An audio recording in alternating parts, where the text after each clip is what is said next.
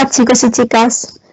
In this video, I'm going to give you some top tips for your GCSE Spanish revision.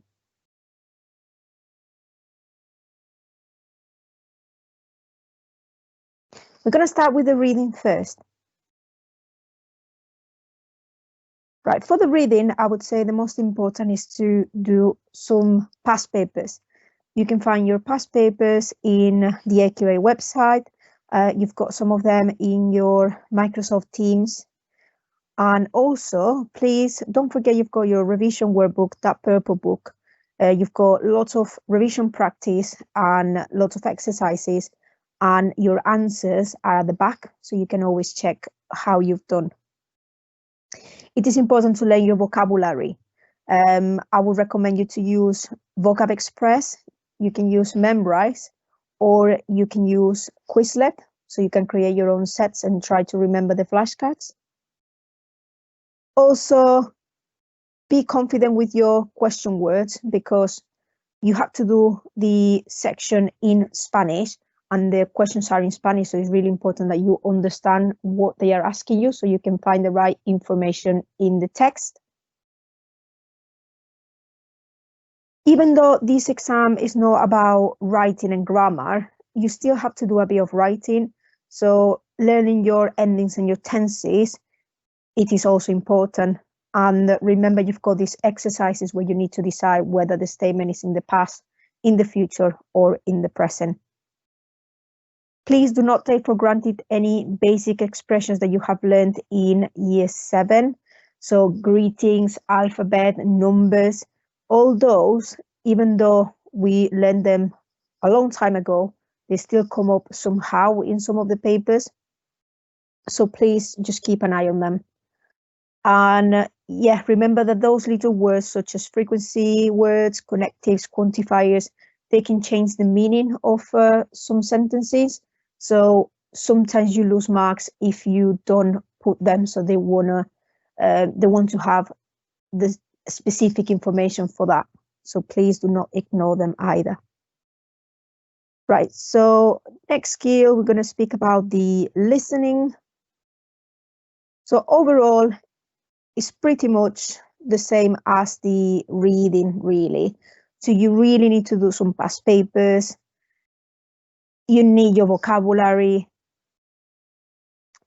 You also need to be confident with your question words for the section in Spanish. You need your endings just in case, because you've got that question where you need to decide whether it's past, future, or present. The expressions from Year 7 and 8, they still come up.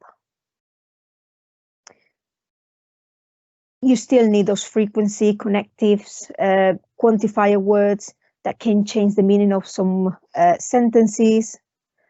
And I would say this is one of the most important things for the listening, because, you know, with AQA and any other exam board, they just try to trick you all the time. So it is important to have a look at these. We call them distractors because they try to trick you into thinking they've said something, but they haven't. So especially negatives, when they use a positive word, but they actually have put a negative in front of it. So you hear the negative, you hear the positive and you think, ooh, it's a positive thing, but actually they transform it into a negative. So please keep an eye on those. Don't hesitate to take a picture of these or a screenshot of it. Right, next skill is the writing skill, which is, I would say, one of the most important ones, because you're in charge of it. You can write as much as you want, and the most important, you usually get more marks in here because you can be as creative as possible. So please do extra writing at home. You've got some exercises in the purple workbook. You've got some past papers in the AQA website. But really, just write as much as you can in Spanish. And I'm sure that either Mr. Dawson or me, we will be more than glad to check your writing, give you some feedback on it. So please give us anything you want, send it on Teams. Vocabulary, so try to improve your vocabulary a little bit, rather than using what you've used in Year 7 and 8, you know, like divertido, aburrido.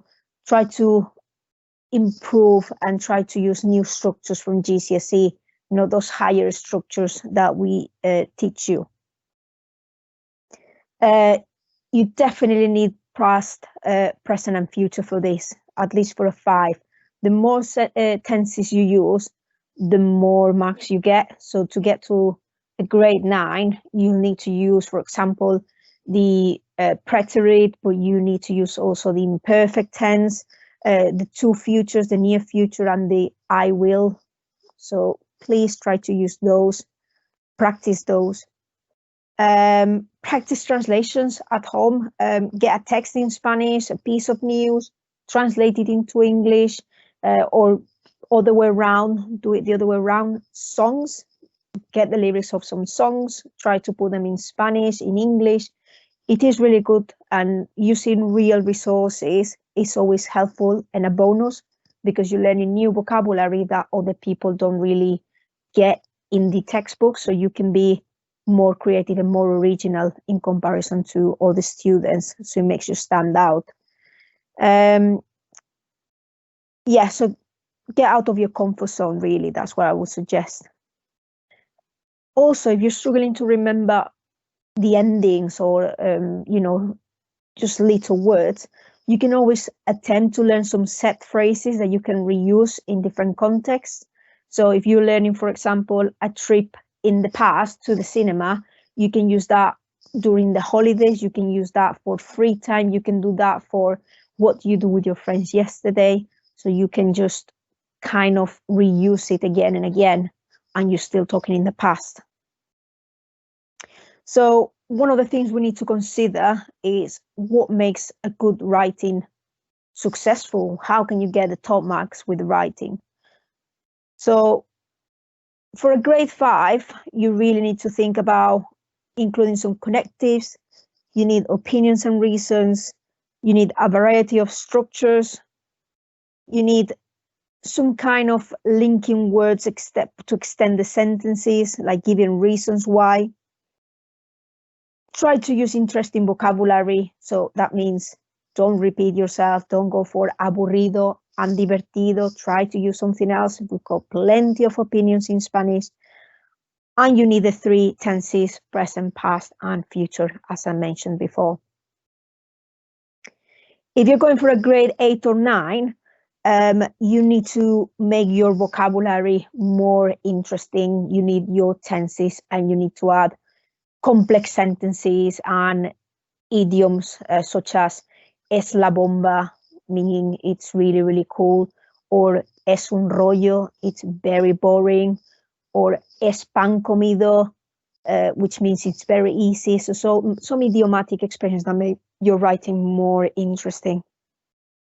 And regarding the tenses at the bottom, those are all the tenses that you can include. You've got many of them, but you don't have to learn all the endings. You can learn, just a couple extra, just to make your writing sound a bit more interesting and different. Also, I would suggest to just follow the structure avocados. So you've got your adjectives, your verbs, opinions, connectives, the adverbs. You need some details, the oh my god sentences, which makes your writing stand out and more interesting.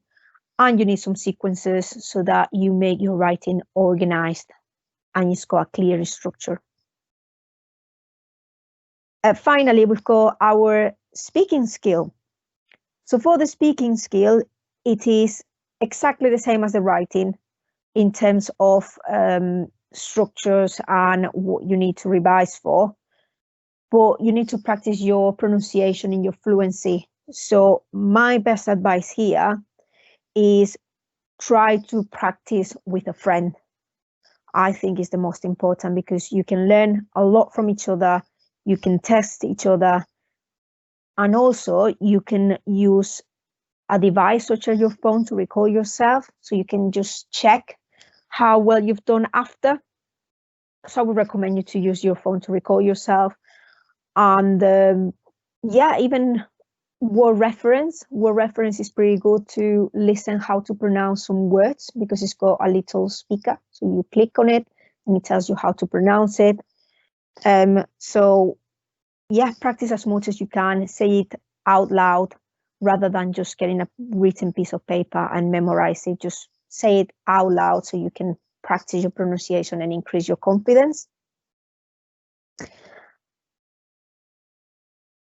In terms of some final advice and some general advice and tips, please make sure that you understand all the instructions, because sometimes you go straight to the point and you forget to read what the activity is asking you to do, and you forget to look at the examples. And it is a shame because people lose some marks, especially when they ask you to write in Spanish and some people write in English. So please do not ignore the instructions. Here you have a copy of all the instructions or rubrics in English and Spanish. So all type of activities you can get in the exam, which you need to be familiar with, the structures, how the exam works, what can you expect in the different papers.